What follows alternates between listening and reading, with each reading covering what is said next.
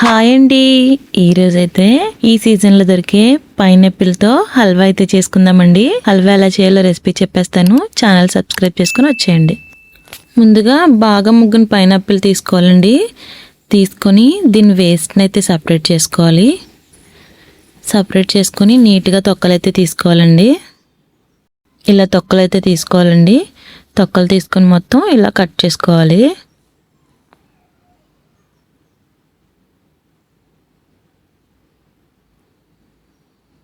Cut చేసిన ముక్కలను అయితే ఇలా ఉప్పు నీటిలో కడుక్కోవాలండి. ఉప్పు నీటిలో కడుక్కున్న ముక్కలను అయితే ఇలా చిన్న చిన్న ముక్కల కింద కోసుకోవాలి. కోసుకున్న ముక్కలను అయితే మిక్సీ జార్లో వేసుకొని మెత్తగా అయితే ఆడుకోవాలి. హల్వా కోసం అయితే కిస్మిస్, పైనాపిల్ ముక్కలు, 1 కప్పు రవ్వ, 1 కప్పు పంచదార తీసుకోవాలి. స్టవ్ మీద గిన్నె పెట్టుకొని కొంచెం నెయ్యి అయితే వేసుకోవాలి. ఇందులో కిస్మిస్ని అయితే వేసుకొని వేయించుకోవాలి.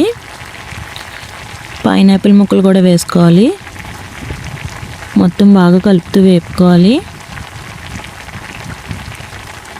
బాగా వేగిపోయి వీటిని అయితే ఇప్పుడు పక్కకు తీసేసుకోవాలి. ఇందులోనే ఇంకో కొంచెం నెయ్యి వేసుకోవాలి.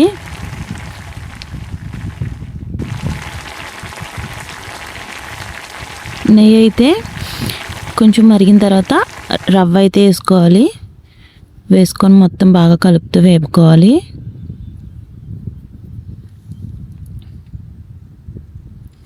పచ్చివాసన పోయే వరకు వేపుకోవాలి. రవ్వనైతే గరిటతో కలుపుతూ వేపుకోవాలి, లేదంటే మాడిపోతుంది. రవ్వ అయితే ఎగిపోయిందండి. ఇందులోకి ఆడపెట్టుకున్న పైనాపిల్ పేస్ట్ అయితే వేసుకోవాలి. వేసుకొని మొత్తం బాగా కలుపుతూ వేపుకోవాలి.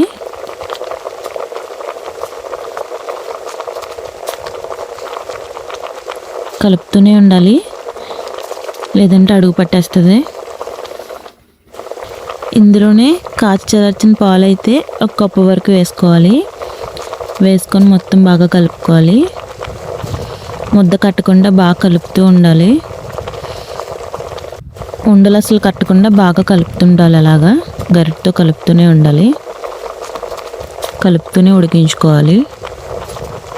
ఇందులోనే 1 కప్పు పంచదార అయితే వేసుకోవాలి. వేసుకొని బాగా కలుపుకోవాలి. పంచదార మొత్తం బాగా కరిగి పాకం వచ్చే వరకు బాగా కలుపుకోవాలి.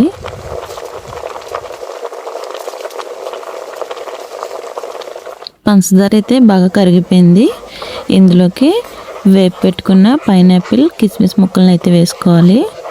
వేసుకొని మొత్తం ఒకసారి బాగా కలుపుకోవాలి. బాగా కలుపుకొని 1 స్పూన్ నెయ్యి అయితే వేసుకోవాలి. నెయ్యి వేసుకొని మొత్తం బాగా కలుపుకోవాలి. గరిటెతో కలుపుతూనే ఉండాలి, ప్యాన్ నుంచి సపరేట్ అయ్యే వరకు, లేదంటే అడుగు పట్టేస్తుంది. హల్వా అయితే అయిపోయిందండి. అంతేనండి, పైనాపిల్ హల్వా అయితే రెడీ. నచ్చితే ఒకసారి మీరు కూడా ట్రై చేయండి.